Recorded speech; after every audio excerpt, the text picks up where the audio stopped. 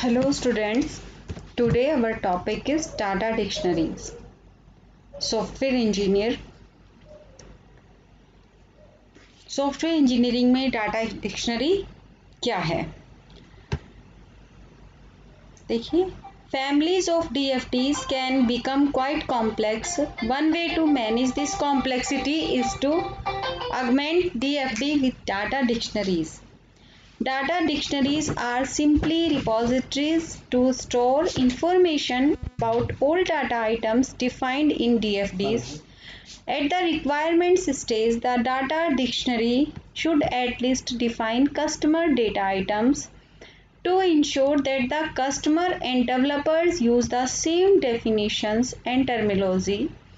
Typical information stored include name of the data item, aliases, other names for item.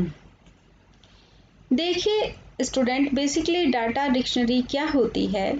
Database में stored data के Meta data की dictionary होती है जो data administrator को database manage करने में बहुत हेल्प करती है। राइट। अब मेटा डाटा क्या होता है? Meta data data about data. Meta data एक ऐसी टर्म होती है जहां हम डेटाबेस में स्टोर डाटा के बारे में पूरी नॉलेज गेन करते हैं।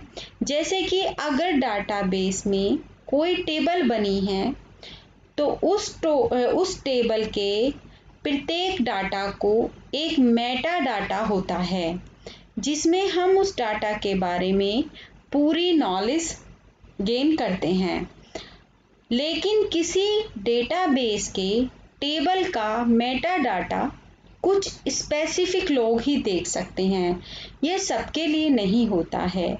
इसे डाटा एडमिनिस्ट्रेटर जैसे कि कुछ पर्टिकुलर लोग ही उसको एक्सेस कर सकते हैं। ठीक है। अब चलिए स्टूडेंट्स, डाटा डिक्शनरी को एक एग्जाम्पल लेकर के समझते हैं। ठीक है। माना कि आप क्या करते हो, एक कॉलेज की वेबसाइट पर आपने काम किया कुछ टाइम पहले, और 5-6 साल पहले या जब भी आपने काम किया तो आप उस वेबसाइट के डाटाबेस को 3 या 4 साल बाद देख रहे हो, तो क्या आप उस वेबसाइट के डेटाबेस की कोडिंग को अच्छे से समझ पाएंगे? नहीं समझ पाओगे। क्यों नहीं समझ पाओगे? क्योंकि कई बार हम डाटाबेस में वेरिएबल का नाम अजीब सा कुछ रख देते हैं, जिसके बाद कई बार क्या होता है कि हम खुद से भी नहीं समझ पाते कि यह आखिर यह वेरिएबल है या कुछ और है।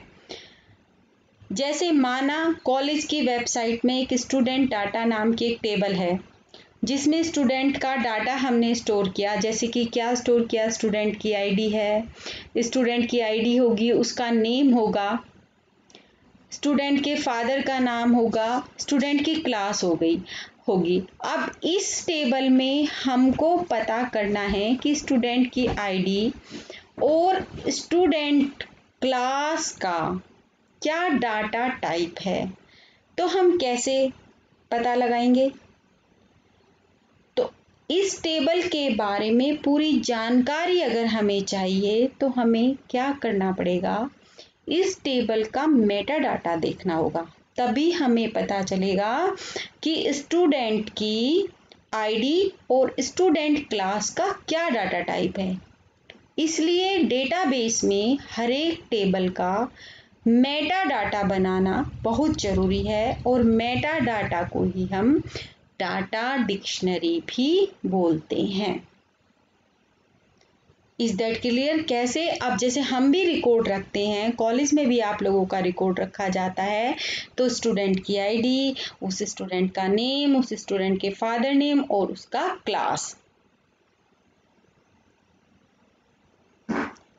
अगर मतलब स्टूडेंट की आईडी का ही पता हो तो उस क्लास की डाटा टाइप, उसका पूरा कंप्लीट डाटा एक्सेस कर सकते हैं।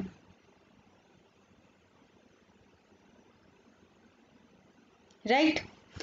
अब देखिए कौन कौन description purpose, related data items, range of value, data structure definition form, name of the data item is self explanatory, aliases include other names by which the data item is called. Example DEO use करते हैं data entry operator के लिए and D R use कर रहे हैं deputy registrar. Description purpose is a textual description of what the data item is used for or why it exists. Related data item capture relationship बताता है इन सब data के बीच में आपस में क्या रिलेशनशिप है। Total marks must always equal to internal marks plus external marks. Right? अब देखिए अभी जैसे अगर हम बात करें data dictionary notation mathematical operators में, तो एग्जांपल देखिए उसका कंप्लीट डिस्क्रिप्शन, जैसे कि ये नोटेशन है हमारे पास एक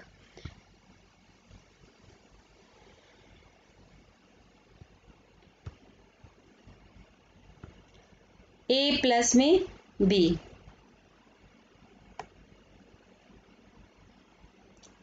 अब ये ए प्लस में बी क्या x consist of data elements हो गए ए और बी, ठीक है।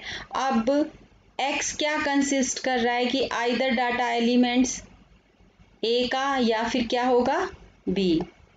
एक्स इज इक्वल टू अगर ए है तो X consist of an optional data element A, X consist Y or more occurrences of data element A, right. इस टाइप से डिस्क्रिप्शन। तो data dictionary can be use to create an ordering list of data items, created an ordered listing of a subset of data items, find a data item name from a description, design the software and test cases, right?